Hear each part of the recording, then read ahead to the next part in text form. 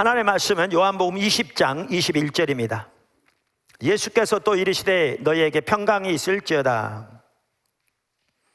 아버지께서 나를 보내신 것 같이 나도 너희를 보내노라. 이 말씀을 하시고 그들을 향하사 숨을 내쉬며 이르시되 성령을 받으라. 우리가 주일 낮 시간에 일터 사역에 대해 시리즈로 쭉 살펴보는 중에 선교적 교회에 대해서도 2시간 살펴보았습니다. 하나님께서 정말 우리들에게 중요한 우리 신앙의 주제로 인도하고 계시다고 확신합니다. 우리의 신앙, 우리의 삶, 우리의 일, 우리의 사업, 우리의 교육 전반에 걸쳐서 매우 필수적이고 중요한 부분입니다. 근데 선교적 교회만 하더라도 다음에 4가지 키워드를 가지고 하나의 프레임으로 이해하면 훨씬 이해하기 쉽습니다. 참고로 오늘 설교도 인용하는 부분이 많아서 제가 연합리더 밴드에 제 설교 원고를 올려놓았습니다. 그럼 참조하시도록 나중에라도. 그래서 4단어는 부활, 주대심, 교회, 선교. 우리가 나누는 부분이 선명히 이렇게 다 들어와 있죠. 4가지가 뭐라고요? 부활, 주대심, 교회, 선교. 그러니까 선교적 교회에 대해서 잘 이해할 뿐만 아니라 우리의 소명에 대해서도 명확하게 이해할 수 있는 좋은 하나의 프레임입니다. 성경에는 거대 담론이 나옵니다. 우리의 모든 실제를 설명할 수 있는 거대한 진리를 말합니다. 축을 크게 3가지로 나눌 수 있습니다. 아까 말씀드린 완전한 진리의 저자인 낸시 피어스 박사도 그렇게 말할 뿐만 아니라 톰 라이트 박사도 그렇게 이 3가지로 나누고 있는데, 창조, 타락, 구속입니다. 그러니까 하나님의 우주적인 창조, 이 모든 우주 만물이 하나님에 의해 창조됐습니다. 선한 하나님에 의해. 그래서 모든 창조 세계는 본질상 선합니다. 그 다음에 인류의 우주적인 타락, 인류의 타락은 모든 피조 세계까지 영향을 미쳤습니다. 그 다음에 하나님의 우주적인 구속. 우리가 이미 살펴본 대로 하나님께서 예수님의 십자가 부활을 통해서 이루신 구속은 단순히 우리의 영혼을 구원해서 천국에 드리기 위한 게 아닙니다. 모든 창조 세계를 구속하신 것입니다. 구약이 예언하고 있고 신약이 명백하게 말하고 있습니다. 그래서 예수님의 십자가 부활을 통한 하나님의 구속은 우리가 이미 살펴본 대로 하나님의 새 창조의 역사의 시작입니다. 자, 그리고 하나님은 예수님의 부활을 통해 예수님이 주가 되시는 것을 강력하게 능력으로 나타내 보이셨습니다. 그 초대교회가 외친 메시지 핵심은 우리가 이미 살펴본 대로 예수님이 주시다라는 겁니다. 예수가 주시다. 이게 주란 말은 퀴리오스라는 단어입니다. 그 의미에는 3가지가 포함되어 있다 이미 말씀드렸습니다. 지금 간단히 복습하고 있습니다. 하나는 예수님이 우리의 주인이시고 우리가 그분의 종이다라는 주라는 의미고요. 2번째는 그 당시에 그 주라는 단어는 헬라어로 퀴리오스라는 단어인데 로마 시대에서는 그것이 로마 황제를 지칭하는 단어였습니다. 그러니까 시저가 하나님의 아들로서 온 세상의 주다라는 것을 의미하는 말이었습니다.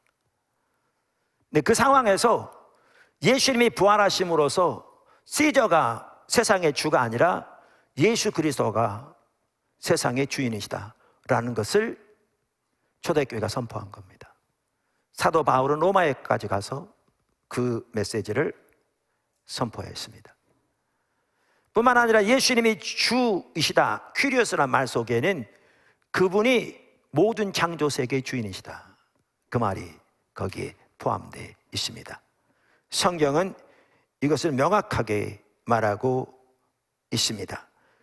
그래서 에베소 1장 9절과 10절만 하더라도 그 뜻의 비밀을 우리에게 알리신 것이요 그의 기뻐하심을 따라 그리스도 안에서 때가 찬 경륜을 위하여 예정하신 것이니 하늘에 있는 것이나 땅에 있는 것이 다 그리스도 안에서 통일되게 하려 하십니다. 이게 하나님의 계획이고 이것이 예수님의 십자가와 부활을 통해서 이루어진 일입니다. 그래서 지금 세계 로잔 운동이 2024년이 50주년이 되는데 제 4차 로잔 모임을 컨그레스를 한국에서 합니다. 한국에서. 그래서 지금 준비하는 여러 가지 세미나가 계속 진행되고 있는데 지난주에도 세미나가 있었습니다. 주로 줌으로 했죠. 거기에 지금 현재 로잔 운동의 신학위원회 위원장인 크리스토퍼 라이트 박사가 이렇게 강의했습니다. 1시간 동안. 근데 주로 그분은 성공회 목사입니다. 톰 라이트 박사하고는 성은 같은데 같은 분은 아니고요. 같은 성공회 목사이긴 합니다. 그러면서 1984년 영국 성공회 협의회가 제시하고 1988년 램버스 주교회의에서 채택한 세계 성공회 사명 선언문과도 같은 선교의 5가지 표지를 이렇게 발표했는데 핵심적인 내용은 선교적 교회에 관한 겁니다. 근데 그 중심에 뭐가 있느냐? 그 한 중심에 예수님의 주되심이 있습니다. 예수님의 주되심. 그게 중심입니다. 자, 그러면서 이렇게 하나님께서 예수님의 부활을 통해 이 엄청난 구속을 이루시고 이제 이 새 창조의 동역자로서 하나님이 교회를 세우신 겁니다. 교회. 여기에 교회의 소명이 있습니다. 그래서 아까 말씀드린 대로 이 패러다임을 보시면 부활, 주대심, 교회 이렇게 나옵니다. 그리고 이 교회에게 맡겨진 핵심적인 소명은 선교입니다. 여기에 선교적 교회가 나오는 거죠. 그리고 이 선교만 하더라도 기존에 우리가 가지고 있는 좁은 의미의 대이임령 가지고는 이 선교를 감당할 수 없다. 그래서 우리가 이미 살펴본 대로 대이임령과 문화명령이 조화를 이루는 그러한 총체적인 선교라야 올바른 의미에서 이 선교를 감당할 수 있다는 것입니다. 로잔 운동의 핵심적인 3가지 뭐라 그러나 로잔 운동 전체를 요약하는 그 단어가 있는데요. 그게 뭐냐면 whole gospel, WHOLE, 그러니까 전적인 복음 뭐 이런 겁니다. whole church, whole world입니다. 이게 뭔 말이냐면 복음을 전하되 지금 말씀드린 이 복음 전체를 전해야 한다는 겁니다.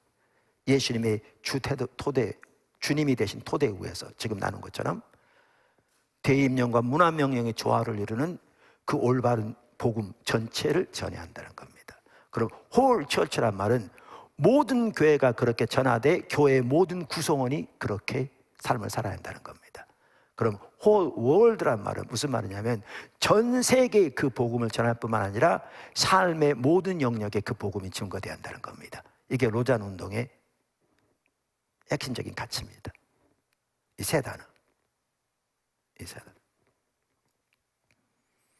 그래서 하나님께서 지금 포도나무 교회를 그 핵심적인 부분들을 이렇게 하나하나 살펴가게 하시고 우리가 그 부분을 이렇게 배워가고 있고 그러다 보니까 어떤 때는 이렇게 좀 어려운 부분도 있어서 제가 전례 없이 설교 원고까지 다 올려가면서 여러분들이 참조하시고 같이 배워갈 수 있도록 또 필요한 책들도 소개하고 이렇게 하고 있습니다.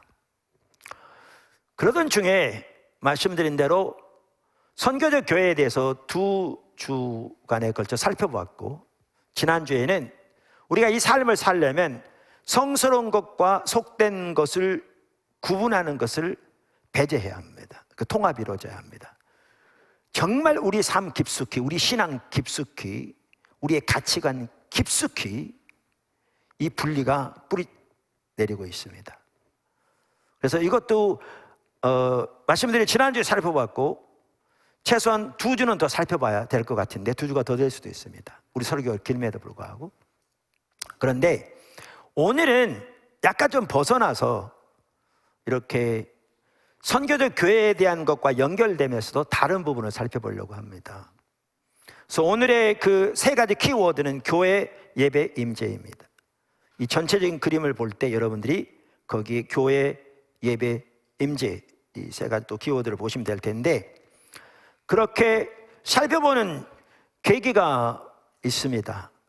왜냐하면 우리가 이렇게 모이기 시작하면서 그리고 때로는 한 명이라도 더 모일 수 있도록 고육지책으로 그러니까 A조, B조도 나누고 또 예약제도 해서 왜냐하면 그래야 모일 수 있는 범위만큼은 다 모일 수 있으니까 그렇게까지 했는데도 그래서 자리가 있는데도 오지 않는 포도나무교의 민낯이 드러나면서 이대로는 안 되겠다 싶었고요. 그래서 오늘 이 부분을 나누게 되었습니다. 보니까 장소가 지금도 남아 있습니다. 우리는 하나님께서 정말 많은 장소들을 주셨잖아요.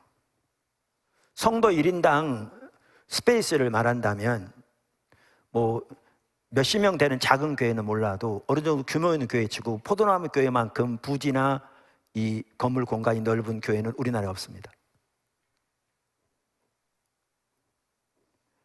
그렇게 은혜를 주셔서 모일 수 있는데도 안 모이는 거죠. 제가 보니까요, 아무리 제가 강조를 하고 아무리 이게 여유가 있어도 그 전에 모였던 성도 중에 3분의 1은 전혀 관심이 없는 것 같더라고요. 제가 보기엔 심각한 것 같았어요. 이것이 3분의 2만 모이는 겁니다. 그분들이 교회 안 나온 건 아니에요. 지금도 많은 분들이 인터넷으로 예배드리고 있습니다. 일부 예배 때도 그랬고 그 중에는 외부에서 방문한 분들도 있긴 하지만 많은 포도나무 교회 성도들이 예배당에 나오지 않고 인터넷으로 예배를 드리고 있는 거죠. 그래서 이걸 보면서 이게 뭔가 심각한 게 잘못되어 있다. 우리의 사고가 잘못되어 있고 우리의 신앙이 좀 심각하게 침체되어 있고 그래서 그러한 위기감이 감돌게 되어서 오늘 이 부분을 나누게 되었습니다. 그래서 키워드 3가지로 살펴보려고 합니다. 말씀드린 대로 뭐라고요? 교회, 예배, 임재 3가지 살펴보려고 합니다. 첫째, 교회. 금방도 말씀드린 대로 하나님께서는 예수님의 십자가 부활을 통해서 엄청난 구속을 이루시고 하나님의 이 모든 새 창조의 역사를 위해 교회를 동력자로 세우셨습니다. 그래서 교회에게 맡겨진 일 중 핵심적인 일 중 하나는 이 세상에서 하나님 나라를 위해 교회가 일하는 것입니다. 제가 오늘 톰 라이트 박사의 말을 많이 인용할 겁니다. 제가 정확하게 똑같은 이해를 갖추고 있음에도 불구하고 일부러 그분의 말을 인용하는 이유가 있습니다. 왜냐하면 제가 하고자 하는 말을 하고 싶어서 그렇습니다. 오늘날 포도나무 교회에 처해 있는 적지 않은 성도들이 처해 있는 상황에 대해서 톰 라이트 박사는 기독교여행 15장에서 이렇게 말합니다. 그 책만 하더라도요 우리나라에 정말 훌륭한 많은 리더들이 추천한 책입니다.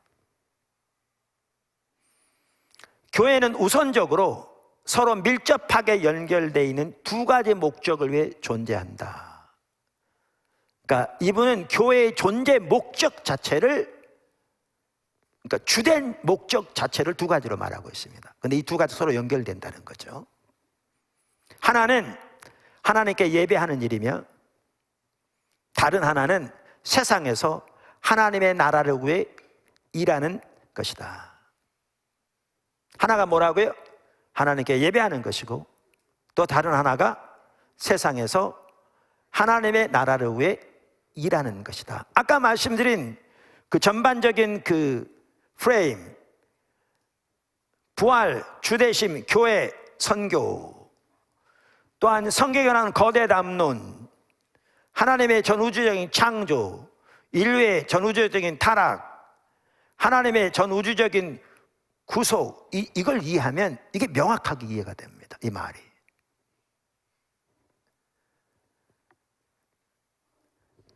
그러면서 이제 세상에서 하나님 나라에서 일하는 것만 하더라도 당연히 혼자 하는 것이 아니고 함께 일하는 것을 말하죠.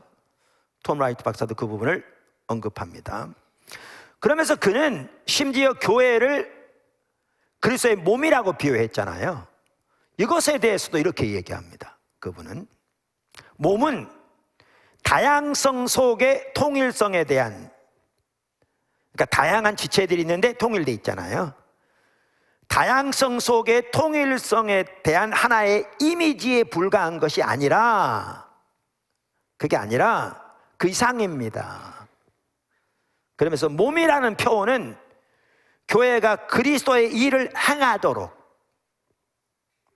세상에서 그리고 세상을 위해서 행하시는 그리스도의 행위의 도구가 되도록 부름받았다는 것을 말하는 방식입니다.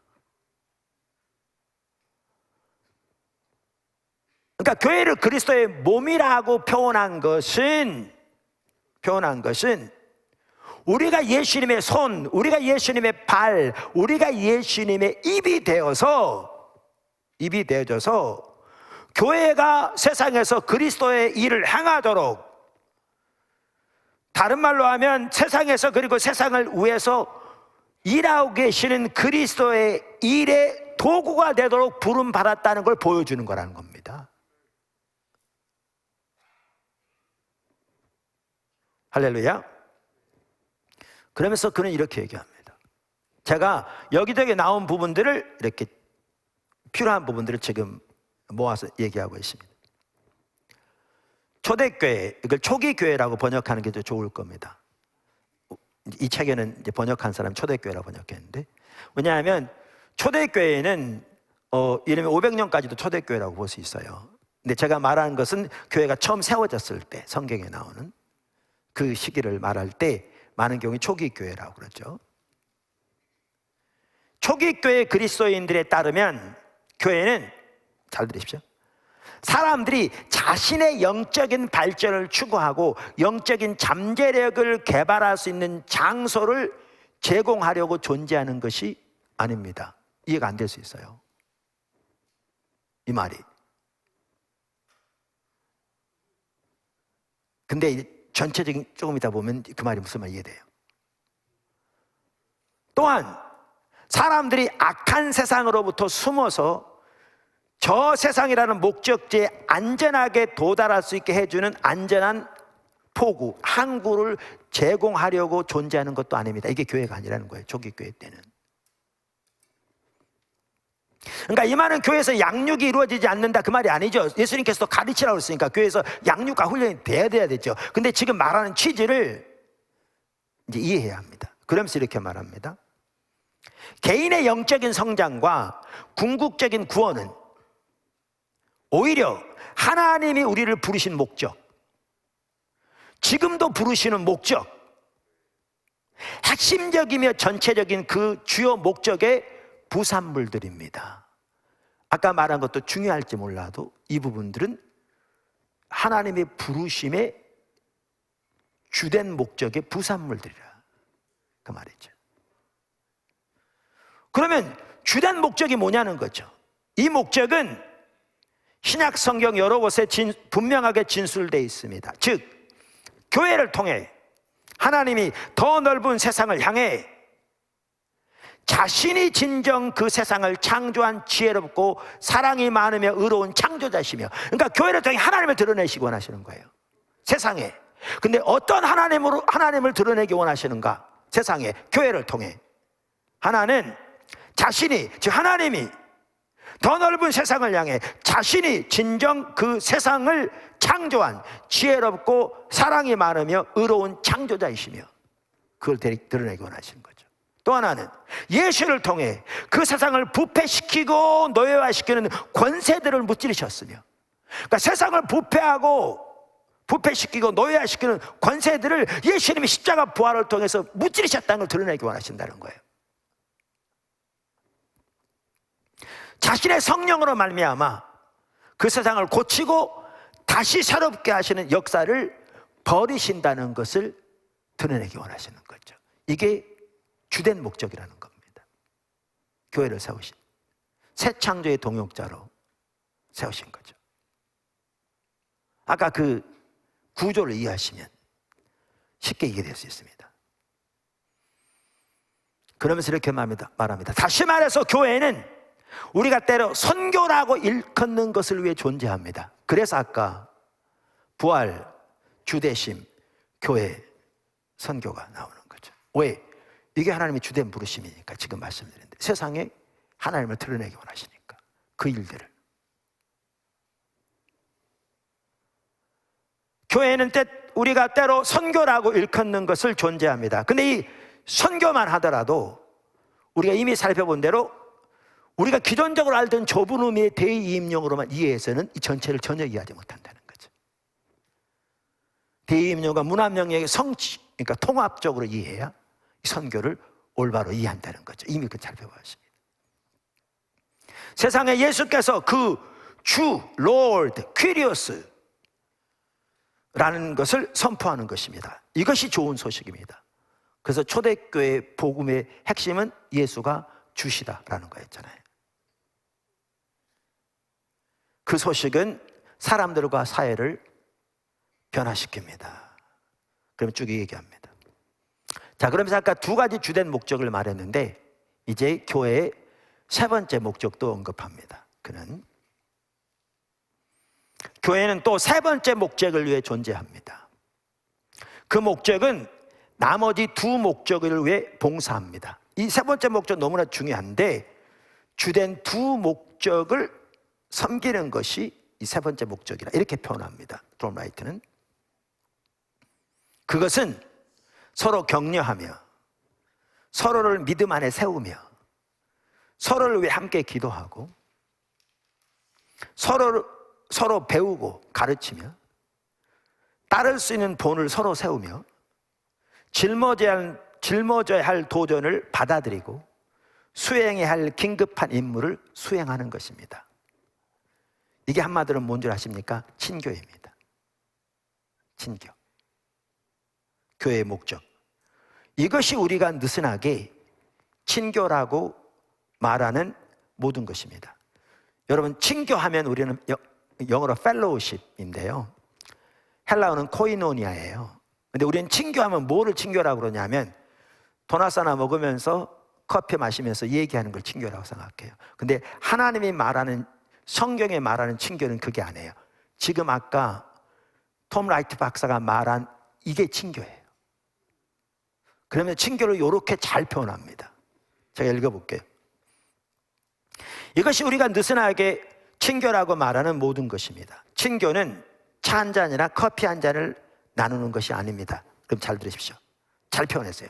친교는 합작 투자 의식을 가지고 모든 사람이 적정한 목과 적절한 역할을 하는 가족 사업의 의식을 가지고 살아가는 것입니다.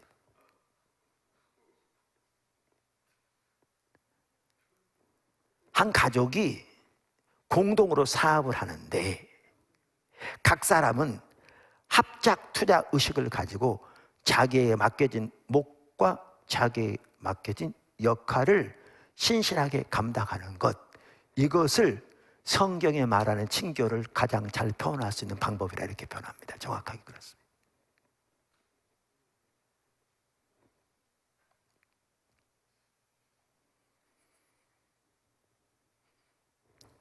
초기 교회는 이 교회를 향한 하나님의 부르심을 선명히 알았습니다. 자신들의 소명을 알았습니다. 여기 헌신되셨습니다. 그래서 그들은 확대된 가족으로 살기 위해 최선을 다했습니다. 서로를 형제 자매라 불렀고 실제로 그렇게 여겼습니다. 자, 하나님은 교회를 이렇게 위대한 하나님의 공동체로 부르셨습니다. 할렐루야. 위대한 하나님의 공동체로. 그럼 아까 설명했던 그 부분이 더 이해되실 겁니다. 하나님의 우주적인 창조, 인류의 우주적인 타락, 하나님의 우주적인 구속, 예수님의 십자가 부활을 통해, 이걸 통해 부활, 주대심, 교회, 선교로 이끌어 가시는, 이게 하나님의 계획입니다. 그리고 여기에 우리의 부르심이 있습니다. 여기에 교회가 나옵니다.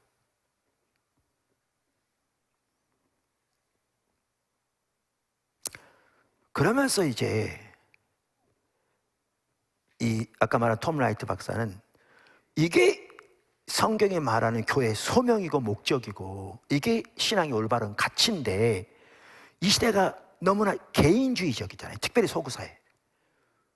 우리나라 같은 경우도 급속도로 서구화돼 가면서 젊은이들 더욱더 그렇고요. 개인주의적인 인식이 팽배해지면서 이 성경에 말한 올바른 가치를 이해하지 못하는 경우가 너무 많다는 거예요. 그러면서 이렇게 말합니다. 오늘날 너무나 많은 사람들은 이 같은 집합적인 정체성을 파악하는 데 어려움을 느낀다. 현대 서구 문화의 개인주의에 너무나도 흠뻑 젖어 있어서 우리의 일차적인 정체성이 우리가 속한 가족의 정체성이라는 생각을 부담스럽게 여긴다.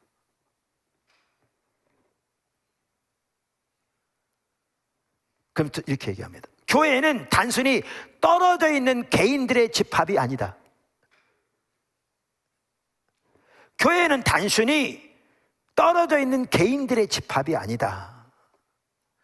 각 사람이 서로에게 거울이 되지 못하고 각자 알아서 나름대로 영적인 성장의 길을 찾아가는 것이 아니다.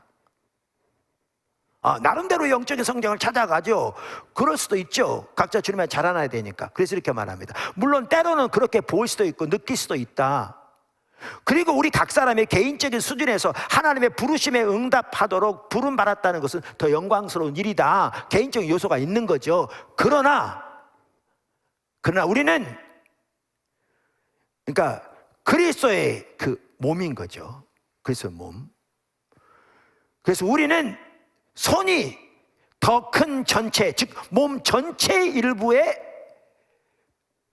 손이라는 교훈을 배울 필요가 있다는 거죠.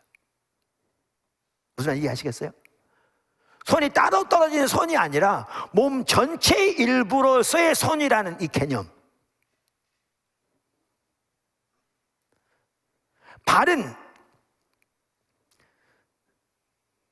눈과 귀가 붙어있는 몸의 지체이기 때문에 발로서의 자유를 제약받는 것이 아니다. 자기 마음대로 해야 자유로운 게 아니라는 거죠. 실제로 손과 발은 눈과 귀 및 다른 모든 지체와 적절하게 협력할 때 가장 자유롭다.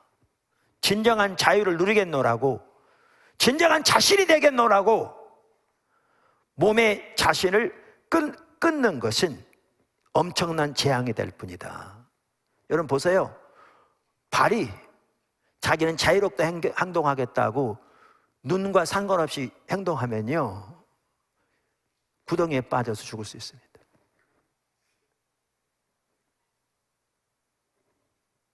발이 귀를 무시하고 자기 생각대로 하겠다고 움직였다간 자동차에 치여 죽을 수 있습니다. 몸의 전체 한 부분으로서 손, 발 인식하고 그 가운데 움직여질 때에 진정한 자유가 있고 보호가 있고 뜻이 이루어지는 것이죠. 이게 교회를 향한 하나님의 목적입니다. 계획입니다. 그러면서 이렇게 혼자 움직이겠다고 하는 것은 교회의 존재 목적 자체를 부인하는 것이라고 얘기하죠. 오늘날 성도들이 이런 개념이 없는 것 같습니다.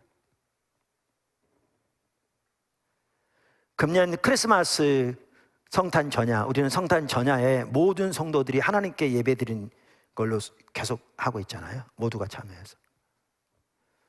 그 담당하는 목사님이 올해 주제를 에클레시아로 정했습니다. 교회. 왜?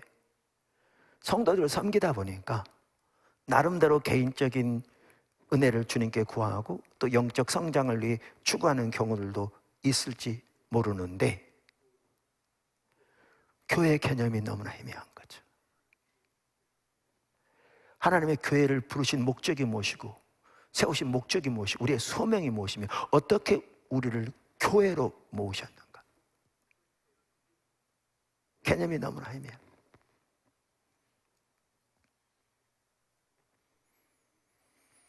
여러분, 그래서 에클레시아를 정했답니다. 여러분, 더 심각한 게 뭐냐면 우리가 이 시대의 사조를 올바로 분별하지 못하면요, 자기가 거기에 푹 젖어 살면서도 모릅니다. 그래서 우리는 시대를 분별할 수 있어야 돼요. 성경이 그렇게 명령하잖아요. 여러분, 이 시대에 전 세계적으로 팽배한 가치관 중에 하나가, 사조 중에 하나가 소비주의입니다. 컨슈머리즘, 소비주의입니다. 여러분 보니까 BTS하고 루이비통하고 손을 잡았더만요. 그래서 최근에 보니까 신문 기사, 저는 오려놓지 않았습니다만은 BTS의 누가 입은 옷, 잘 나가는 그 옷이 100만 원 훨씬 넘는 옷인데, 루이비통. 근데 그것이 세계 열 몇 개국에서 다 완판됐더라고요. 이게 이 시대입니다. 이런 개념 속에 살다 보니까 너무나 적지 않은 사람들에게 종교도 소비재입니다.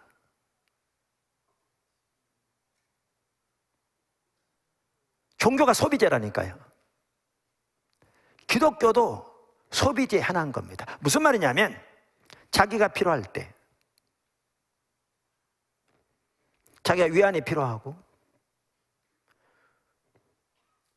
마음의 평화가 필요하고 삶의 도움이 필요할 때 도움을 얻을 수 있는 소비재로 여기는 겁니다. 그래서 인터넷으로 여기저기 접속하다가 위안받으면 되는 겁니다. 하나님의 교회에서 부르시면 전혀 개념조차가 없는 거죠. 기독교 신앙마저도 자기 유익을 위해 필요한 대로 소비하는 소비재 하나에 불과한 거죠. 이게 너무너무 팽배합니다. 소위 하나님의 백성들이라고 하는 사람들 가운데서도 이제 여러분이 이 말을 이해하실 겁니다. 아까 톰 라이트 박사가 얘기했던 그 말, 이게 뭔 말인지. 초기 교회 그리스도인들에 따르면 교회는 사람들이 자신의 영적 발전을 추구하고 영적인 잠재력을 개발할 수 있는 장소를 제공하려고 존재하는 것이 아니었다라는 말.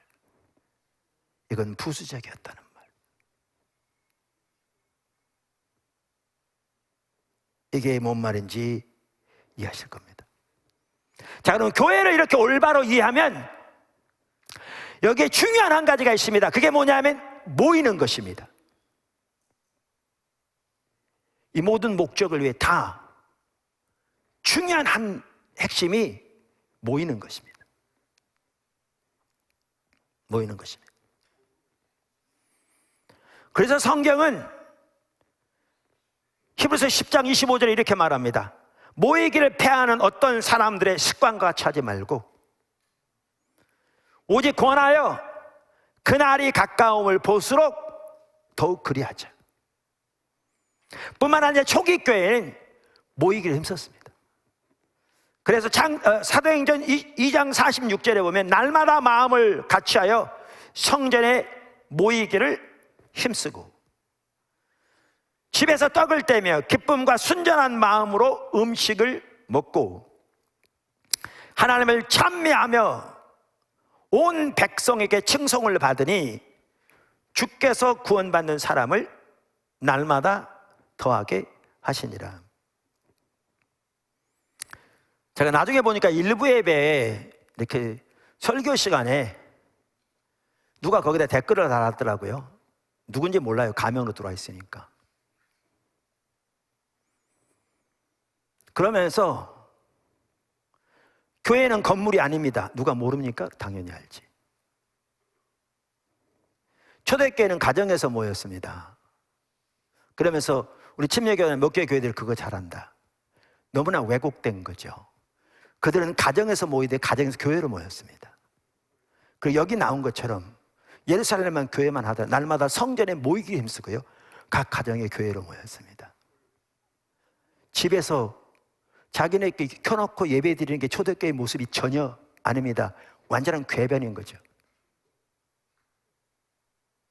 자기의 옳지 않은 행동을 정당화시키려 하는, 하나님의 비전과 목적을 전혀 인식하지도 못한 채, 내가 그런 거 몰라서 얘기할까 봐.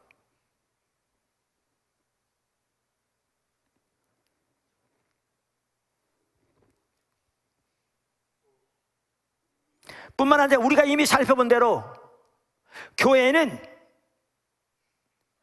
모일 때가 엄격한 의미의 교회입니다. 하나님의 백성의 모임이기 때문에. 그래서 제가 쓴 기초성경 공부 3권에도 이 부분을 다루고 있습니다만은, 사도 바울은 고린도서 11장 18절에서 이렇게 말하고 있습니다. 먼저 너희가 교회로 모일 때에, 교회로 모일 때에. 이 부분을 RSV 성경, NIV 성경, ESV 성경 등은 제가 지금 표현한 대로 그렇게 번역하고 있습니다. 교회로 모일 때. 톰 라이트 박사 같은 경우에는 영어 성경 번역 중에 자기가 보기에는 뉴 RSV 성경이 가장 잘 번역된 것 같더라. 그래서 요즘은 제가 그 성경을 보기 시작했습니다. 뉴 RSV 성경을 보기 시작했습니다. 그런데 여기에 보면 교회로 모일 때에 이렇게 번역되어 있습니다. 이 부분에 대해서 베이커 출판사에서 나온 성경 백과사전은 이렇게 말하고 있습니다. 이렇게, 구약 성경과 유사하게 그것은 종종 바울이 고린도에 있는 기독교인들에게 너희가 교회로 모일 때에 라고 말했을 때와 같이, 이걸 다른 말로 번역하면 교회 안에 모일 때 이렇게 번역할 수 있습니다. 교회로 모일 때라고 말했을 때와 같이 교회의 모임을 의미한다. 그러면서 이렇게 말합니다. 잘 들으십시오. 이것은 기독교인들이 특별히 예배를 위해, 공적 예배죠, 예배를 위해 모일 때에 하나님의 백성이라는 것을 의미한다.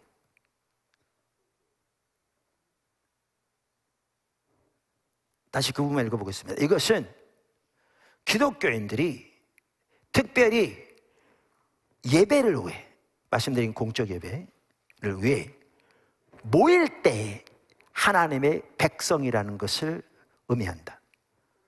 여러분, 미국에서는 이제 출판사들이 그냥 수익을 위해서 책 내지 않습니다. 그들이 가지고 있는 신학적인 이해가 또렷하고요, 그거에 합한 책들을 냅니다.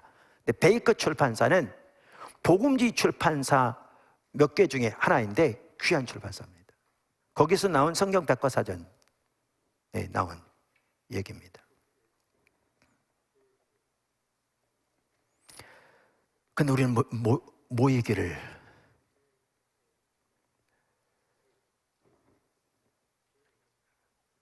그렇게 표현해야 되나요? 거부하는 거죠. 망설이는 거죠.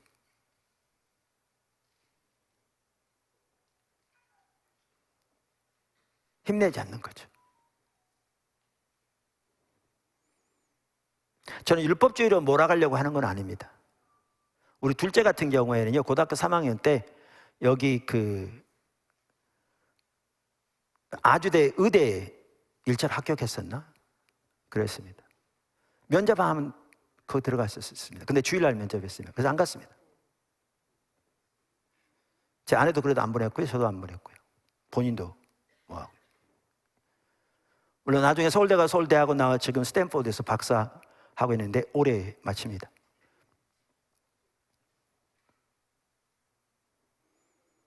대만에 우리 정효상 선교사님, 우리 학생들을 돌보고 있는데, 네가 아파도 쓰러지더라도 교회 와서 쓰러지라. 말씀드린 대로 율법적인 자세를 가르치려고 하는 게 아니고요, 교회의 중요성, 공적 예배의 중요성, 그 자세를 말하는 겁니다.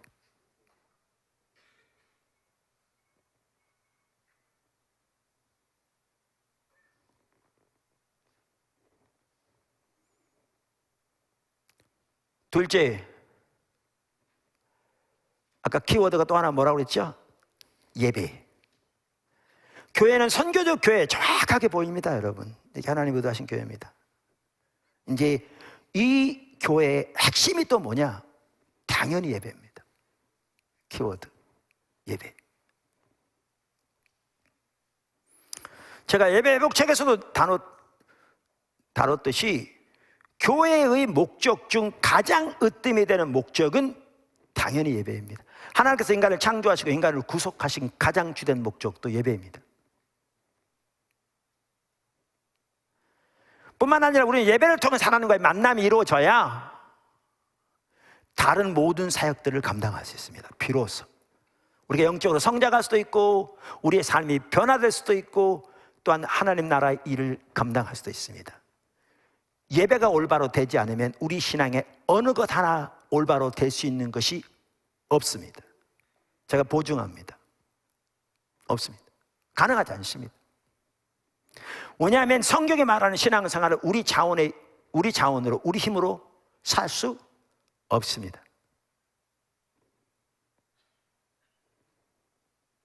성경이 말하는 신앙생활을 철저하게 하나님의 말씀에 토대해야 돼. 오직 은혜, 오직 믿음, 오직 십자가, 오직 성령의 삶인데 하나님의 은혜 없이 우리 자신의 힘으로, 우리 자신의 노력으로, 우리 자신의 결단으로 아무리 그 부분이 뛰어난 사람이라 할지라도 하나님과 동행하는 삶을, 하나님이 기뻐하신 삶을 사는 것은 가능하지 않습니다. 그런데 이 삶을 위한 하나님의 은혜를 입고 능력을 경험하는 가장 주된 통로가 당연히 예배입니다. 예배는 그 자체로 목적입니다. 그러나 예배를 통해 하나님과의 만남이 이루어지므로 우리는 이러한 은혜를 하나님으로부터 공급받게 됩니다. 그래서 예배가 올바로 되지 않으면 우리 신앙생활 올바로 될 수 있는 것이 아무것도 없습니다. 당연히 그렇습니다. 그래서 톰 라이트 박사만 하더라도 아까 교회의 목적을 말하면서 가장 먼저 뭘 언급했습니까? 예배를 언급했습니다. 가장 먼저 예배를 언급했습니다. 혹시 여러분 기억하실지 모르지만 그러면서 또 이렇게 얘기합니다. 다른 곳에서 예배와 친교와 하나님 나라를 세상에 나타내는 일은 서로에게로 그리고 서로로부터 흘러가고 흘러나옵니다. 교제가 매우 중요한 거죠. 여기서도 예배도 함께 드리는 예배가 그만큼 중요한 겁니다. 하나님의 나라를 나타내는 일을 신선하게 올바로 유지하기 위해서는 언제나 예배로 돌아와야 합니다. 예배하지 않는다면 하나님의 형상을 나타낼 수 없습니다. 마찬가지로 예배는 친교를 유지하며 증대합니다. 예배가 없다면 친교는 쉽게 같은 생각을 가진 집단으로 전락하게 됩니다. 교회가 이렇게 전락합니다. 진정한 예배가 없으면. 오늘날 정말 그렇게 되기 쉽습니다. 그러면 그 집단은 배타적인 집단이 됩니다. 그래서 이렇게 얘기합니다. 예배가 없다면 친교는 쉽게 같은 생각을 가진 집단으로 전락하게 됩니다. 그리고 그렇게 되면 다시 손쉽게 배타적인 파벌로 바뀌고 맙니다.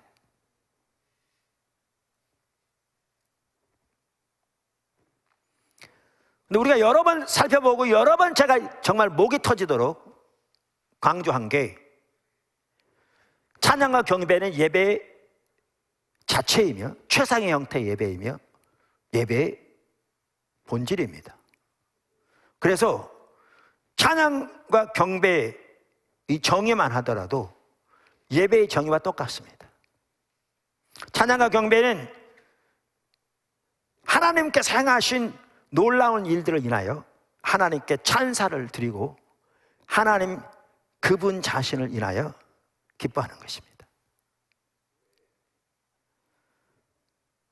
늘 말씀드린 대로 신앙의 본질, 예배, 삶, 이 세 개는 분리되지 않습니다. 성경에 보면 전혀 분리되는 순간 그 신앙은 타락되어 있는 겁니다. 잘못되어 있는 겁니다. 우리가 잘 아는데 우리 신앙의 본질은 하나님을 알고 우리의 존재를 다해 하나님을 사랑하는 하나님과 친밀한 교제고, 하나님의 행하심을 보고 우리의 온 사람으로 동참하는 삶입니다. 친밀한, 이게 신앙의 본질입니다. 우리는 이 삶을 추구하고 이 삶을 살아야 합니다. 그러면 하나님께 예배로 나올 때도 이 자세를 가지고 나옵니다. 이 자세를 나와서, 하나님은 영이시기 때문에 육의 눈은 볼 수 없지만 성령의 도움으로 영의 눈으로 그분을 바라보면서, 다시 말하면 그분을 선명히 인식하면서 찬양만 하더라도 찬양 가사 하나하나에 우리의 마음을 실어 하나님 그분께 또박또박 고백하되, 그분께서 행하신 그 아름다운 일들을 인하여 우리를 창조하시고 예수님을 통해 우리를 구원하신 그 어마어마한 승리, 오늘 두 번째 찬양마다 얼마나 하나님께서 함께 하셨습니까? 바로 주님의 그 승리를 찬양하는 거잖아요. 그 인식하고 하나님께 찬사를 드릴 뿐만 아니라 하나님 그분으로 인하여 마음껏 기뻐하는, 그리고 중심에서부터 그분께 우리의 사랑을 고백하는, 그렇게 예배로 나가야 합니다. 제가 수없이 많이 말씀드렸습니다. 가정에서 예배 드릴 때도 그렇게 드려야 된다.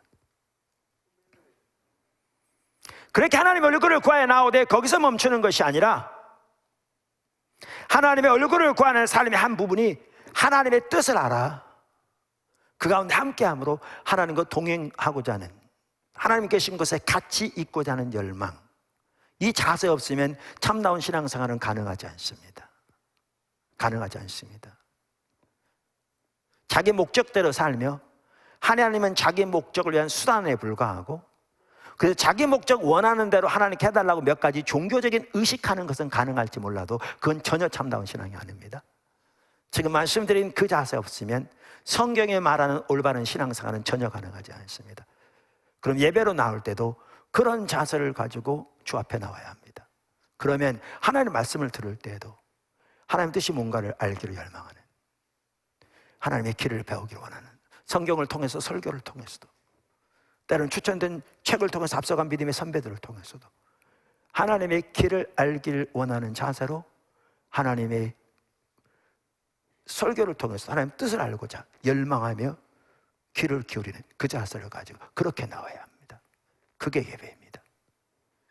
그러한 예배를 통해서 아까도 말씀드린 대로 하나님의 사랑이 우리 안에 더 선명히 인식되어지고, 예수님의 십자가 부활을 통해서 이루신 그 승리가 얼마나 위대한 것인지 선명히 보여지고, 우리와 함께 하시는, 날마다 함께 하시는 하나님의 은혜가 얼마나 소중하고 아름다운 것인가 깨달아지고, 하나님의 비전이 선명히 보이고, 하나님의 목적이 보이고, 우리의 부르심이 보이고, 그러면서 우리가 위로받기도 하고 속사람이 치유되기도 하고 결단이 일어나기도 하고 감격이 있기도 하고, 주님께 우리의 삶의 중심에 선신되어지기도 하고, 원수를 삶에서 원수를 살아갈 수 있는 힘도 주어지기도 하고, 어떨 때는 정말 사랑할 수 없을 것 같은 남편도 주님 사랑으로 사랑할 수 있는, 그래서 남편 하나님께 맡기되 주님의 사랑으로 내 할 부분을 신실하게 사랑으로 섬기는 자리로, 그래야 남편 회복될 수 있는 계기라도 되는 거죠. 한 예를 드는 건데, 이렇게 예배를 통해 하나님과의 만남이 이루어져요. 우리는 우리의 삶에서 다른 모든 하나님의 의도하신 삶을 살아갈 수가 있는 거죠.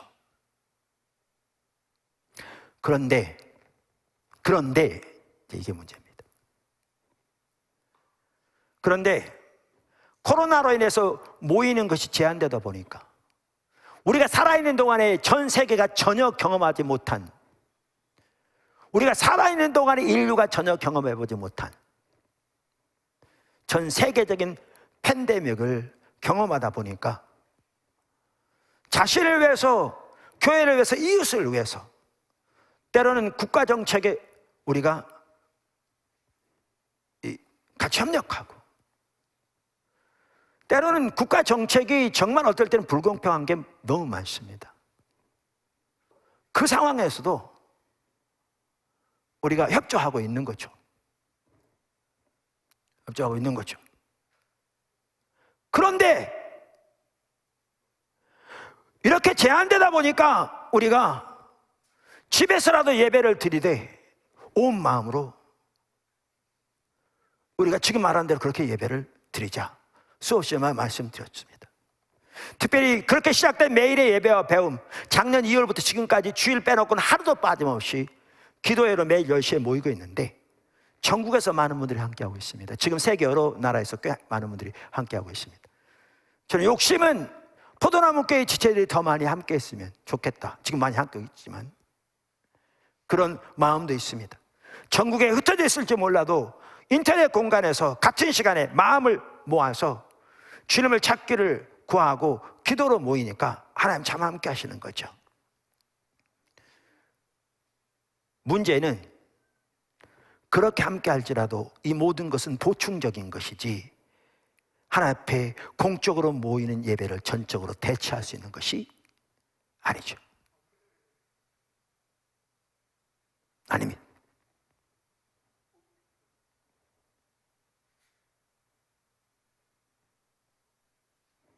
매일의 예배와 병원만 하더라도 아까도 말한 대로 외부에서도 많이 오십니다. 지금은 또 그 시간을 통해서 회복되었다는 목회자들도 적지 않더라고요.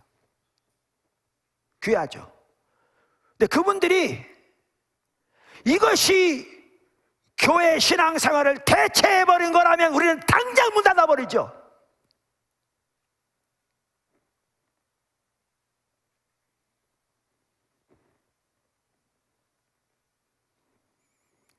우리의 개인적인 기도, 개인적으로 주님을 찾는 것을 돕기 위해 이런저런 프로그램을 진행하고 전도를 위해서 이런저런 프로그램을 진행하고 새벽 기도도 줌으로 성도들이 주님을 찾는 것을 돕도록 교구별로 인도하고 이렇게 할지 몰라도 말씀드린 대로 이 모든 것들은 보충적으로 하는 것이죠.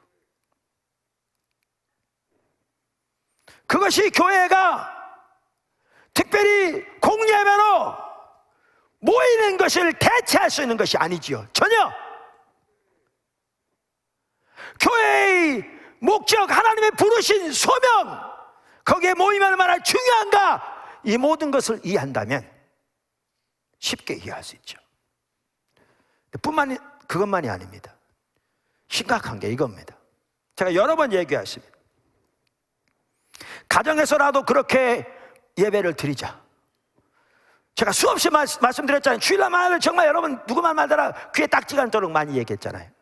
그런데 여러분 집에서 그렇게 찬양을 드리되 마음에서 하나님께 온 관심을 집중하고 가사 하나하나에 우리의 마음을 실어서 힘을 다해 마음을 다해 우리의 관심을 다해 하나님께 그렇게 예배 드릴 수 있도록 여건이 마련된 집이 몇 집이나 되느냐고요. 대부분은 요즘 아파트에 사는데 아무리 낮 시간이라고 해도 이게 층간소음도 있고 그러니까 가정에서 예배 드린다고 하지만 어떻게 예배 드리느냐, 흥얼흥얼한 수준이 되어버린 거죠.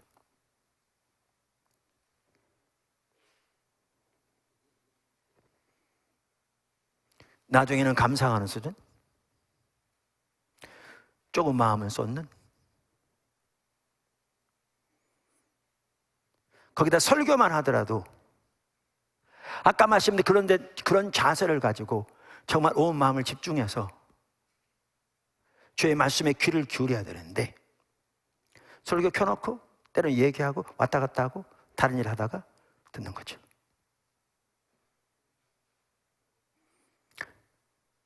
이렇게 되기를 한두 주 한 게 아니라 한 달, 두 달 한 게 아니라 지금 6개월, 1년, 2년 돼가니까 제가 보기에는 성도들 중에 너무나 많은 사람들이 지금 예배가, 지금 신앙이 심각하게 된 거죠.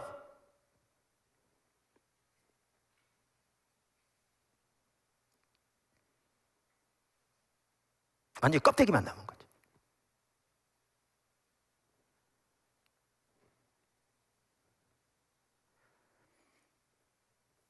어떤 성도가 그러더라고요. 다른 일 때문에 저한테 이렇게 문자 보내면서, 좀 멀리 사는 성도인데 집에서 그렇게 예배를 드리다 보니까 하나님께 찬양도 잘 드려지지도 않고 집중도 안 되고 설교도 제대로 못 알아듣겠고, 그래서 이렇게 하면 큰일 나겠다 싶어서 정말 노력을 다해 교회에 나오기 시작했답니다. 예배당에. 그랬더니 좀 회복되어 간다고 그러더라고요. 어제 내일의 예배와 배움 시간에 학부모들을 위해서 간절히 기도하게 하셨습니다. 포도나무 교회는 가까이서 걸어서 있는 상황이 아니라 학부모들이 자녀들을 데리고 오지 않으면 오지 못합니다. 하나님께서 우리에게 정말 많은 건물들을 주셔서 선교의 건물까지, 그래서 아동부, 중고등부도 다 방역수칙을 철저히 준수하면서 다 예배드리고 있습니다.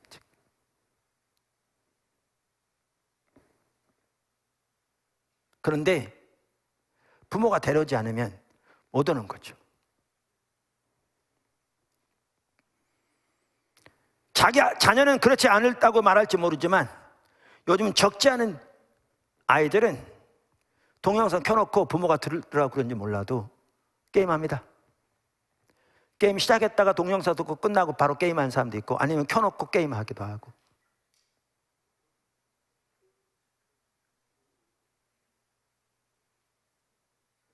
근데 부모는 자녀의 신앙에 관심도 없는 거죠.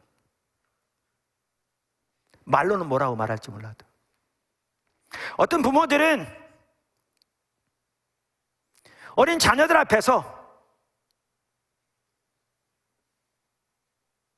자기 관점에서 교회를 비방하고, 때로는 목회자를 비방하고, 반드시 저가 아니라도 목회자들을 비방하고, 이렇게 해서 그 아이들의 영혼을 죽이는 건데 그런 일을 하고 있습니다. 본인은 나중에 깨닫고 회개하고 돌아옵니다. 문제는 그 결과로 다 죽어버린 아이들 어떻게 할 텐데요? 못 돌아오는데, 이미 교회를 떠났는데, 이미 하나님을 등졌는데. 한 번은 기도실에 와가지고 계속 울면서 자녀를 위해 기도하는 어떤 분을, 오래전 얘기인데 만났습니다. 젊어서 올바로 주의 길에 서지 않는데 방치한 거죠. 그의 의견을 존중한다는 말도 안 되는 궤변인 거죠.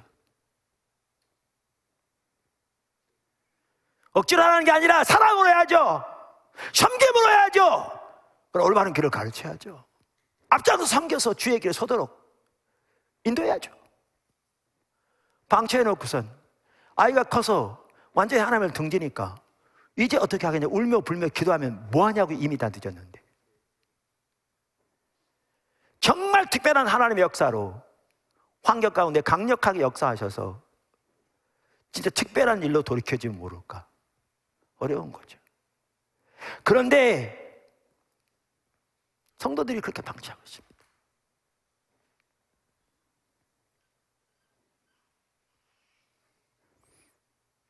질서의 문제만 해도 그렇습니다.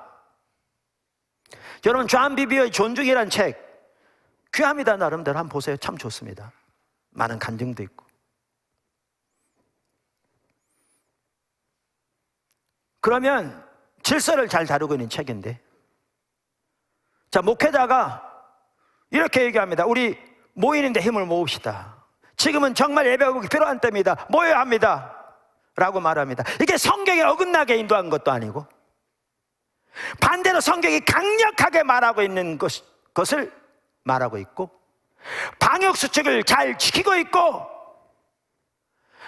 예배당마다, 예배실마다 공기 살균까지 다 설치해 놓고 있고, 충분한 양만큼 식당에 커튼까지 다 달아서 예배 분위기 잘 드릴 수 있도록 준비까지 다 해놓고, 목이 터져라 외치는데 전혀 귀도 안 기울인 거죠. 존중 자체가 없는 거죠.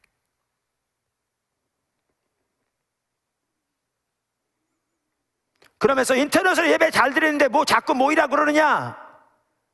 나 인터넷 잘하고 있어. 언제는 집에서 예배 드리라고 하면서 이제는 나오라고 그러느냐? 무슨 교회 예약 제도가 있느냐? 이런 말만 내세우고 있는 거죠. 우리가 고육지책에 의해서 한 명이라도 더 많이 예배 드릴 수 있도록 하고 있다는 사실을 여러 번 나누는데도 불구하고 제가 하고자 하는 말은 이 말입니다. 그들이 그렇게 인터넷에서 예배를 잘 드리고 있다면, 그리고 하나님과의 올바른 관계 가운데 있다면 지금 제가 말한 그런 열매는 전혀 나타날 수 없습니다.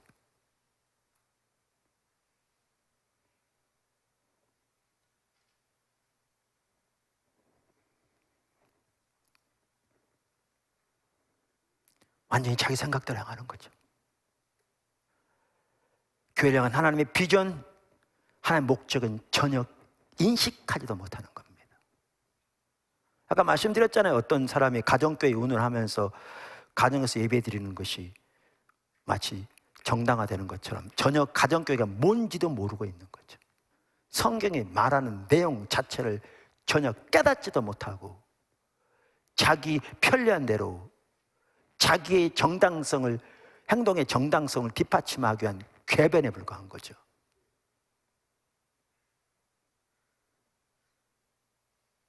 영적인 눈이 가려워지니까. 그리고 목회자인 제가 그것도 몰라서 얘기한 줄 아는 모양이죠.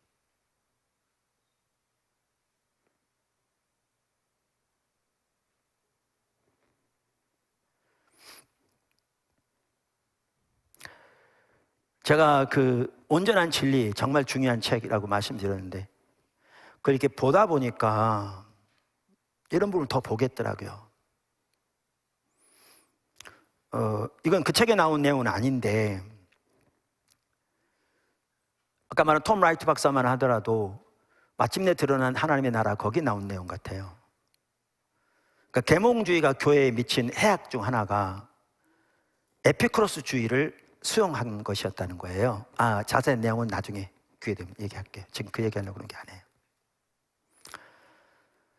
그러니까 1000년 동안 잃어버렸던 에피쿠로스 작품이 15세기에 재발견되면서 새로운 유럽 문화 초석을 놓는데 기초가 된 거죠. 이제 그래서 교계에 큰 이렇게 해를 가져온 거죠. 그래서 토마스 제퍼슨만 하더라도 자기가 고백하기를 자기는 에피쿠로스주의자였다 고백했거든요. 그래서 그 제퍼슨은 이신론자입니다. 네, 참고로 하나님 천지를 창조한 건 믿는데 창조에 하나님 전혀 간섭하지 않은 즉 이 세상은 세상의 원리로만 되어진다는 거죠. 하나님의 개입할 자리가 없는 손대라는 거죠.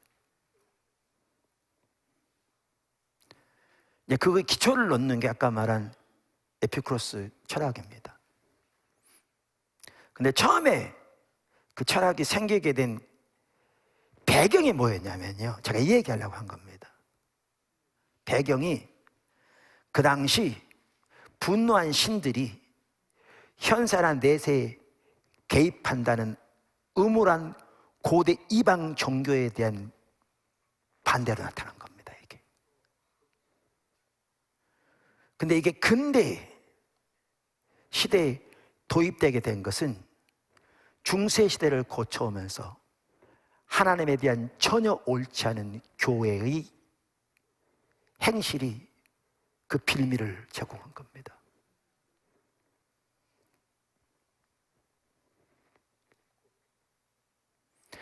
왜 소련이 공산주의 된 거 아십니까? 러시아 종교의 타락한 율법주의 신앙 토양이 된 겁니다. 니체, 지금까지도 세계 수많은 인류를 죽이고 있습니다. 영적으로. 그 니체 가정은 정말 독실한 가정이었습니다. 기독교. 내 누나들만 하더라도 동생을 올바른 신앙으로 인도하지 못하고 율법주의적인 의식만 강요하니까 반발이 생긴 거죠. 다윈,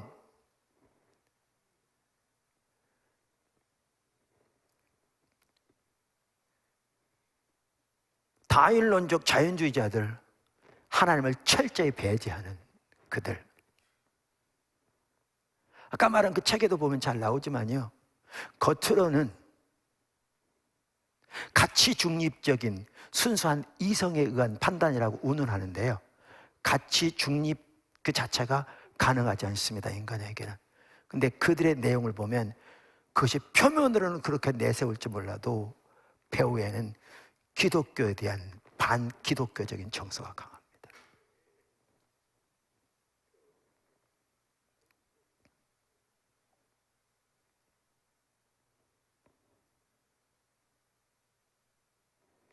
한국교회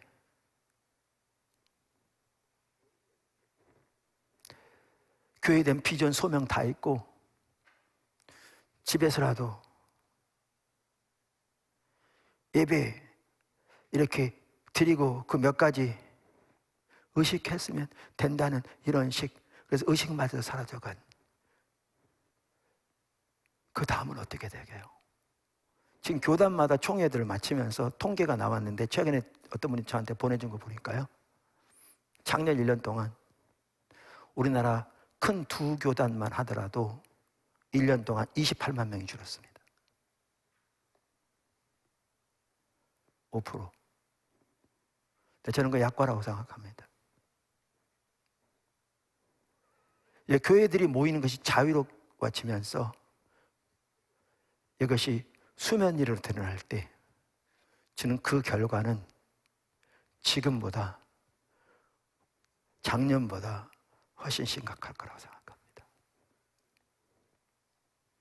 그런데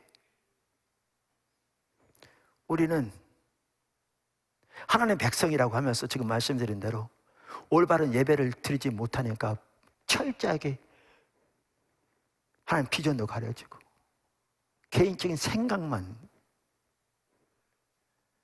지혜롭다 하나 우준하게 되어 주장하고, 그럼 조그만 무슨 일이 있어도 교회에 모여 하나님의 예배하는 공적 예배는 뒷순이고 그 일 보러 가면서 차에서 휴대폰 켜놓고 유튜브로 예배 드리면 됐다고 생각하는 이 시대. 심지어 가족들끼리 놀러 가면서 놀러 가서 잠시 유튜브 켜놓고 자기 일하며 때로는 얘기하면서 왔다 갔다 하면서 그 시간 함께하면 그게 예배인 것처럼 돼버린 이 시대. 그러면서 나는 인터넷에 예배 드린다는 궤변만 들어놓는 이 시대. 교계는 이렇게 돼가고 있는데, 세계는 이렇게 돼가고 있는데, 그 하나님의 시대에 하나님의 교회를 선교적 교회로 의도하신 대로 회복시키기 위해서 열망하시며 앞서가시고 인도하고 계신데 우리가 그러고 있는 겁니다. 지금 이번 모임에서 이 민낯이 적나라하게 드러나서 저는 포도나무께 이렇게 안 될 줄 알았어요.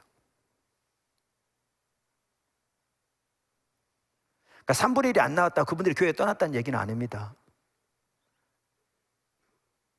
근데 불가피하게 모든 분이 몇 분이나 되겠으며, 그렇게 있으면서도 정말 하나님께 대해서 온전한 예배를 드리고 그렇게 주님 앞에 올바로 있는 분은 몇 분이나 될 거라 생각합니까? 그 3분의 1 중에 저는 그 중에 5%도 안 된다고 생각합니다.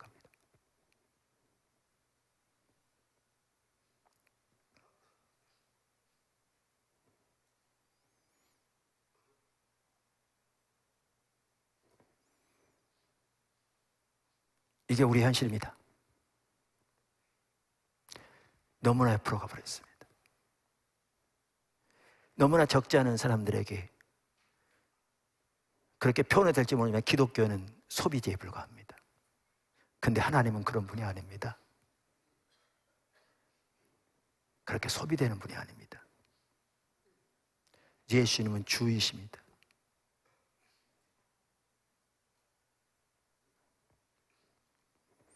세 번째, 제가 뭐라고 그랬죠? 오늘 키워드 세 번째, 임재입니다. 선교적 교회 명확하게 이해하시면 그 전체 방향, 그리고 예배 핵심을 이해하시게 될 거고요. 이거와 같이 가는 게 임재입니다. 임재. 교회, 예배, 임재. 사실 하나님의 전반적인 계획에 있어서 매우 중요한 한 가지가 임재입니다. 하나님은 인류를 처음 창조하실 때부터 에덴 동산을 하나님의 성소로 지으셨습니다. 하나님의 임재가 핵심이었습니다. 톰 라이트 박사는 창세기 1장에 나오는 창조의 역사에 대해서 말하면서 이렇게 얘기합니다. 6번의 연속적인 사건이 그 당시 문화에서는 성전 건축을 설명하는 방법이었다.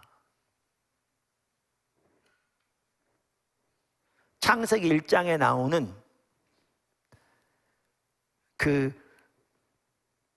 천지 창조에 대한 기록이 그 당시 문화에서 본다면 성전 건축을 설명하는 방법이었다는 겁니다.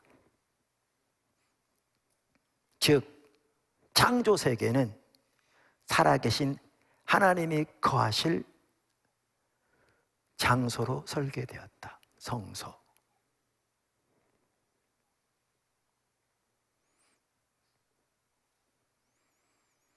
그래서 세계 전체, 곧 하늘과 땅이 하나님과 그분의 피조물들이 조화롭게 살아가는 다양하면서도 통합된 집이었다. 하나님의 집, 성소. 인류가 타락했습니다. 인류를 하나님께로 돌이키려고 이스라엘 백성을 세우십니다. 하나님을 위한 한 백성. 그러면서 그들과 언약을 맺으십니다. 근데 그 언약의 한 핵심적인 축도 성소였습니다.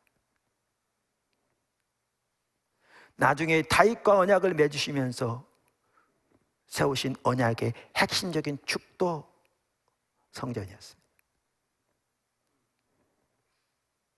우리가 잘 아는 구절, 출애굽기 29장 42절 이렇게 얘기합니다. 42절 이하.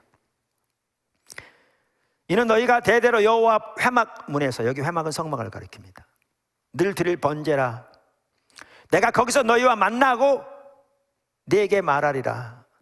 내가 거기서 이스라엘 자손을 만나리니 내 영광으로 말미암아 회막이 거룩하게 될지라. 내가 그 회막과 제단을 거룩하게 하며 아론과 그의 아들들도 거룩하게 하여 내게 제사장 직분을 행하게 하며 내가 이스라엘 자손 중에 거하여 그들의 하나님이 되리니 그들은 내가 그들의 하나님 여호와로서 그들 중에 거하려고 그들을 애굽 땅에서 인도하여 낸 줄을 알리라. 나는 그들의 하나님 여호와니라. 보십시오. 거하고 운행하시고 그들을 통해 그들 안에서 역사하시기 위해서 인도해내셨다. 그래서 성막을 짓게 하신 겁니다. 제가 자주 인용하는 베이커 출판사에서 나온 성경 백과사전에 이 부분을 대해서 이렇게 얘기했더라고요. 하나님의, 구약에 대해서 말하는 겁니다. 하나님의 임재에 대한 매우 강한 강조와 아울러 하나님의 임재가 특정한 위치에 자리 잡을 수 있다는 확신이 매우 두드러진다. 하나님의 임재가 이스라엘을 하나님의 백성으로 만들었다. 그것이 없이, 하나님의 임재가 없이 그들은, 이스라엘은 그렇게 되기를, 하나님의 백성이 되기를 중단했을 것이다. 성막은 하나님께서 그분의 백성들과 만나는 회막이었다. 하나님의 언약궤는 하나님께서 스랍들 위에 좌정에 계시는 곳이었다.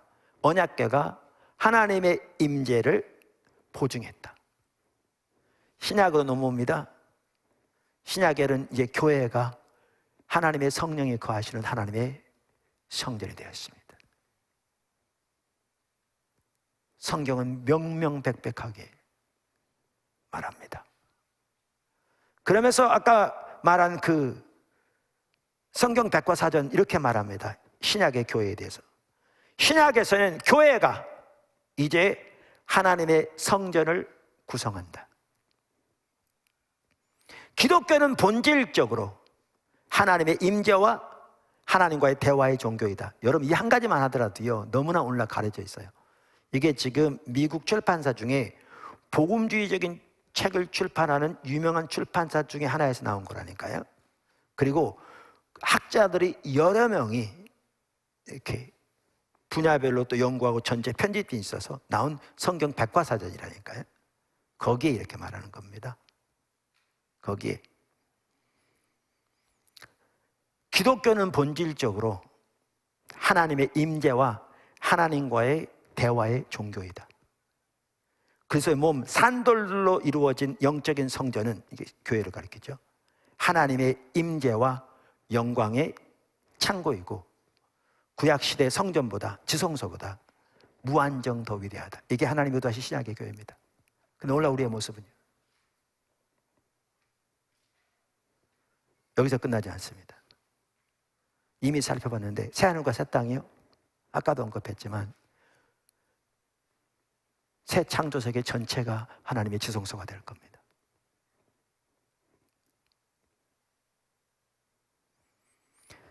이사야서 11장 9절, 하박국 2장 14절은 하나님의 영광을 아는 것이 온 땅에 충만하리라고 예언되어 있는데, 그것에 대해서 톰 라이트 박사는 이렇게 얘기합니다. 온 세상이 창조주의 영광으로 가득하다는 이 개념은 창조 세계를 성전으로 보는 관점과 연결된다. 창조 세계를 성전으로 보는 관점과 연결된다. 계속 하나님은 구속적이고 새로운 창조 행위를 통해 세상을 다시 창조하시며 재창조, 이를 통해 인간은 다시 한번 하나님을 세상에 나타내고 예배를 통해 세상을 하나님께 돌려드린다. 예수님의 전체 사역은 새 성전 프로젝트다. 그러면서 이렇게 얘기합니다. 신약 성경은 구약 성경에서 하나님이 종국에 최종적으로는 모든 창조 세계를 바로 잡으실 것이라는 주제를 뽑아낸다. 땅과 하늘은 완벽하고 영광스럽게 서로 겹칠 것이다. 물이 바다를 덮음같이 하나님의 영광이 땅에 가득하게 될 것이다. 그것이 이사야 하반부에서부터 바울의 가장 위대한 비전의 순간들과 로마서 8장, 요한계시록의 마지막 장들에 이르기까지 성경 이야기 전체에서 울려나오는 약속이다. 그러면서 이렇게 말합니다. 그 위대한 드라마는 새 예루살렘이 하늘로부터 땅으로 내려와 하나님의 장막이 사람들과 함께 있도록 하는 데서 끝이 날 것이다.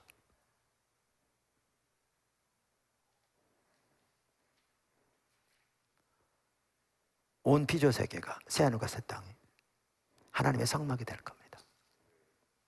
여호와의 장막이.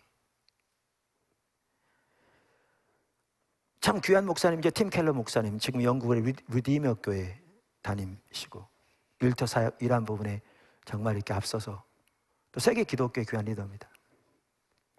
그분 제가 소개한 부활을 입다, 정말 좋은 책입니다. 올해 나온 책인데 그 3장에서 똑같은 얘기합니다. 3장에서 성막이라는 방식을 통해 하나님은 잃었던 것을 다시 되찾기 시작하셨다. 성막이라는 방식을 통해 에덴 동산의 많은 특징이 성막에는 물론이요, 이후에 지어진 성전의 설계에도 등장한다. 이 성막이 에덴 동산을 반영하도록 지어졌다는 거예요. 에덴 동산과 성막은 둘 다 입구가 동쪽으로 나 있었다. 하나님의 직접 임재를 상징하는 천사 무리가 에덴 동산 입구를 지켰고 성전 입구에도 새겨졌다. 성전 건물의 벽과 기둥과 기구와 휘장 등 모든 부위가 가득 채워진 종려나무와 사자와 석류와 동물과 꽃은 에덴 동산을 생생히 연상시키기에 충분했다. 성막은 하나님이 항상 하나님의 지상 거주가 회복되는 출발점이었다. 근데 그게 언제 완성된 줄 아십니까? 새하늘과 새 땅에 최종적으로 완성됩니다.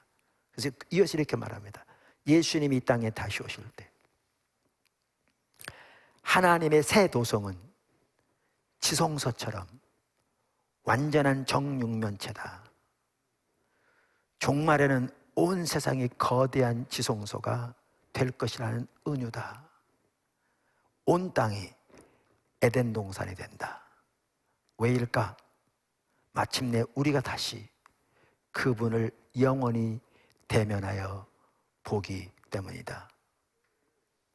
하나님의 임재는요, 인간을 창조하실 때부터 새하늘과 새 땅에 이르기까지 하나의 모든 역사의 핵심 중의 핵심입니다.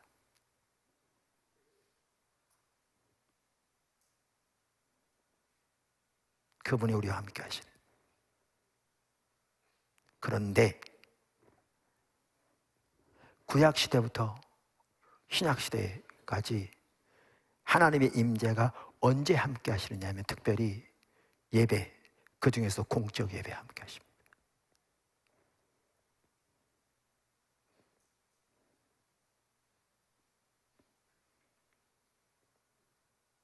공적 예배. 지금 함께 하고 계시잖아요. 여러분 못 느끼십니까? 저는 지금 하나님 강력하게 함께 하시는 느낍니다.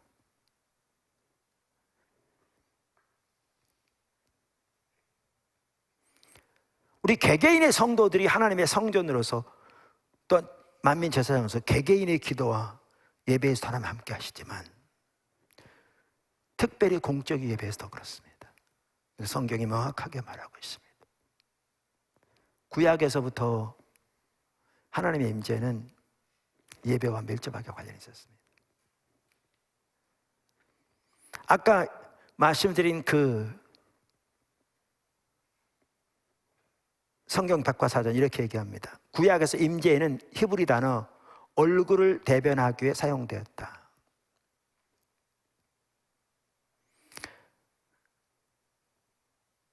사람의 인격이나 성품이 그의 얼굴에 나타난다. 그런 의미에서 어떤 사람의 얼굴은 그 사람이다. 그러므로 하나님의 얼굴은 이스라엘을 구원하시는 하나님의 임재이다. 거룩한 곳에서 성전을 가리키죠. 하나님께 기도하는 것은 하나님의 얼굴을 구하는 것, 즉 그분의 개인적인 임재를 구하는 것이었다. 실로 이것이 이스라엘의 성전 예배와 개인적인 기도를 요약한다. 하나님의 축복은 그분의 얼굴을 그들 위해 비추는 것으로 구성되었다. 예배 시간에 특별히. 신약은 두말할 것도 없습니다. 그래서 성경은 이렇게 말하고 있습니다. 마태복음 18장 20절, 두세 사람이 내 이름으로 모인 곳에는 나도 그들 중에 있느니라.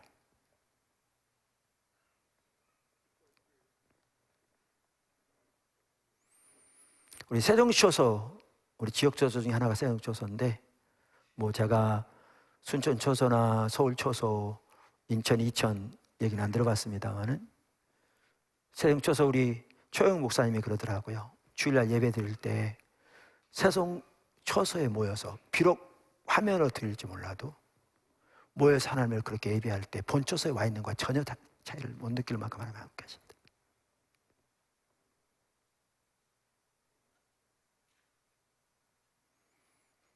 어떤 분들은 어차피 교회에 가봐야 본당에 못 들어갈 텐데 화면으로 예배 드릴 땐 집에 드리면 되지. 천만의 말씀입니다. 본당이 특별합니까? 우리가 여기서 모이면 모여서 예배를 드리는 것이고 마음을 다해서 한 목소리로 중심에서 하나님을 찬양하고 높이고 하나님께 관심을 집중해서 예배를 드리는데 가정에서 아까 드리는 형식적인 예배하고는 다 그렇다는 게 아니라 대부분은 근본적으로 다른 거죠. 지난번에 십자가 성령 컨퍼런스만 하다가 여기서 많이 못 모이니까 일부만 여기서 모이고 또 심지어 광주에서 일부 모이고 그리고 교회별로 모여서 예배 드릴 때 교회 가정에서 예배 드리는 분과는 근본적으로 다르게 아무리 이것이 어려운 상황을 할지라도 정해진 범위 내에서 교회에서 모여서 그렇게 예배 드릴 때 몇 분이 저한테 얘기하더라고요. 여기 직접 와 있는 것과 전혀 다를 바가 없더라.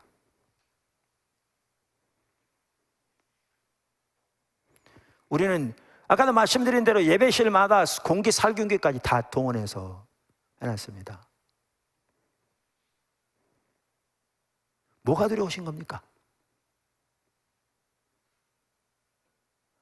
오늘 2부 때는 본당도 다 안 찼습니다. 다른 물론 장소들은 찬 것도 많습니다만 예약이 뭐가 들어면 못 오는 겁니까?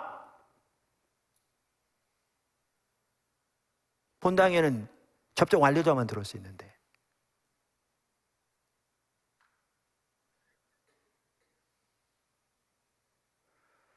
우리나라 지금 70%가 접종 완료했답니다. 그럼 포도나무교회 70% 했을 거잖아요. 그럼 포도나무교회 젊은 사람들이 그래도 많은 교회니까 그러면 60% 치십시다. 그럼 포도나무교회 60% 왔으라도 본당 넘쳤을 텐데, 지인적 이미 저는 이해할 수 없습니다. 무슨 사고와 이해를 가지고 그렇게 하고 있는지.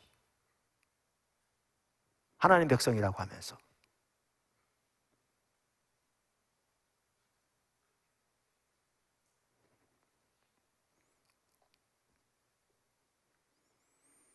말씀드린 대로 교회 소명, 비전, 우리의 부르심, 그리고 거기에 예배의 핵심, 그리고 예배의 가치, 그렇게 주님에 모여서 예배를 드릴 때 주님의 임재가 함께 하시고, 주님의 임재가 함께 하실 때 우리에게 은혜가 부어지는 겁니다. 주님의 사랑도 깨닫게 되고, 주님의 비전도 선명히 보이고, 아까 나눈 것처럼. 그리고 거기에 또 하나가 뭐냐면 자신의 모습이 보입니다. 주님의 빛이 비춰져 눈에 보이는 빛이 아니라 성령으로 하나님의 기준, 하나님의 사랑, 하나님의 의중이 보여질 때 그 앞에 비춰진 내 모습이 보이거든요. 그래야 돌이킬 수 있어요. 이런 예는 수없이 많은데 오늘 한 가지만 드리겠습니다. 그게 시편 73편입니다. 우리가 살다 보면 안 믿는 사람들 때문에 시험 들잖아요. 시편 73편 기자가 시험 들었어요. 왜냐하면 자기는 주님 따라가려고 그야말로 주님의 말씀을 지키려고 힘쓰고, 그런데도 여러 가지 어려운 일이 많은 것 같은데 하나님을 거역하고 전혀 주님께 순종하지 않는데 그냥 사업도 잘 되는 것 같고 어려움도 없는 것 같고 그냥 뭐 앞길이 그냥 창창하게 열린 것 같고, 그러니까 시험 드는 거예요. 근데 그거를 기록하고 있는 게 시편 73편입니다. 제가 읽어보겠습니다. 1절부터. 하나님이 참으로 이스라엘 중 마음이 정결한 자에게 선을 행하시나 나는 거의 넘어질 뻔하였고 나의 걸음이 미끄러질 뻔하였으니 이는 내가 악인의 형통함을 보고 오만한 자를 질투하였음이로다. 그들은 죽을 때에도 고통이 없고 그 힘이 강건하며 사람이 당하는 고난이 그들에게는 없고 사람들이 당하는 재앙도 그들에게는 없나니. 여러분, 전혀 그렇지 않습니다. 그들 문제 투성입니다. 근데 시험 들면 그렇게 보이는 거죠. 그러므로 교만이 그들의 목걸이요 강포가 그들의 옷이며 살찜으로 그들의 눈이 솟아나며 그들의 소득은 마음의 소원보다 많으며 그들은 능욕하며 악하게 말하며 높은 데서 거만하게 말하며 그들의 입은 하늘에 두고 그들의 혀는 땅에 두루 다니도다. 그러므로 그의 백성이 이리로 돌아와서 잔을 가득한 물을 다 마시며 말하기를 하나님이 어찌 알랴 지존자에게 자식이 있으려 하는도다. 볼지어다 이들은 악인들이라도 항상 평안하고 재물은 더욱 불어나도다. 그러다 보니까 뭐가 보이냐? 자기가 보이는 거예요. 자기가 너무나 한탄스러운 거죠. 이렇게 말합니다. 내가 내 마음을 깨끗하게 하며 내 손을 씻어 무죄하다 한 것이 실 헛되도다. 나는 종일 재난을 당하며 아침마다 징벌을 받았도다. 내가 만일 스스로 이르기를 내가 그들처럼 말하려 하였더라면 나는 주의 아들들의 세대에 대하여 악행을 행하였으리라. 내가 어쩌면 이를 할까 생각한즉 그것이 내게 심한 고통이 되었더니. 그러니까 아까 뭐라고 시작했어요? 거의 넘어질 뻔했다. 우리 이렇게 시험 들잖아요. 근데 언제 회복된 줄 아세요? 이 사람이 언제 회복된 줄 아세요? 성전에 예배하러 들어가서 하나님의 임재 가운데 갈 때 하나님의 관점이 보인 거죠. 하나님의 관점의 세상을 볼 수 있는 눈이 보인 거죠. 이렇게 말합니다. 17절. 배웠더니 그 다음에 하나님의 성소에 들어갈 때야 예배로 주님의 임재 가운데 때야 그들의 종말을 내가 깨달았나이다. 주께서 참으로 그들을 미끄러운 곳에 두시며 파멸에 던지시니 그들이 어찌하여 그리 갑자기 황폐되었는가. 놀랄 정도로 그들은 전멸하였나이다. 주여, 사람이 깬 후에는 꿈을 무시함 같이 주께서 깨신 후에는 그들의 형상을 멸시하시리이다. 이걸 보고 나니까 이제 어떻게 됐냐? 회개가 되는 겁니다. 자기가 얼마나 무지하고 우둔하고, 욥 같은 경우에도 자기가 정당하도 그동안 변해왔는데 친구들이 자꾸 고소할 때 나중에 깨닫고 나니까 우매한 자가 무슨 말인지도 모른 채 찌끄렸다고 티끌 가운데 앉아 죄를 뒤집어 쓰고 회개하잖아요. 똑같은 일이 일어납니다. 이렇게 말합니다. 보십시오.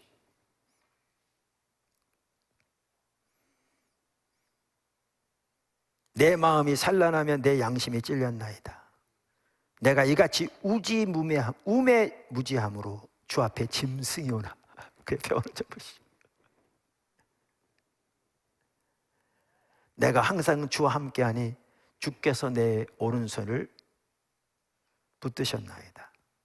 주의 교훈으로 나를 인도하시고 후에는 영광으로 나를 영접하시리니 하늘에서는 주 외에 누가 내게 있으리요 땅에서는 주밖에 내가 사모할 자 없나이다. 예배, 임재. 그래서 지금 가정에서 심각하게 왜곡돼 있어요. 저는 왜곡돼 있다고 말할 수 있습니다. 이해가. 힘을 내셔야 합니다. 나오셔야 합니다. 모이기 힘써야 합니다. 아까 어떤 성도처럼 정말 필요하면 억지로라도 힘을 내서 와서 앉아 있어야 합니다. 주님의 임재 가운데. 그러면서 회복되기 시작해야 합니다. 하나님께서 정말 이 시대에 정말 한국교회 정말 심각합니다. 이때 하나님은 산 위의 도시로 교회들을 세우고 계십니다. 선교적 교회. 하나님 빛을 발하는, 우리 모두 성경이 말하는 정말 하나님의 목적, 의도, 부르심 선명히 깨닫고 힘을 합해서 그렇게 주님 인도를 따라 갈 수 있기를 축복합니다. 그러려면 예배부터 회복돼야 합니다. 예배가 회복되기를, 그리고 모이기를 힘쓰는, 모일 뿐만 아니라 온 마음으로 주님의 얼굴을 구해서 주님 올바로 예배할 수 있는 자리에 모두가 설 수 있기를 주님의 이름으로 축원합니다. 교회의 예배 임재. 기도하겠습니다.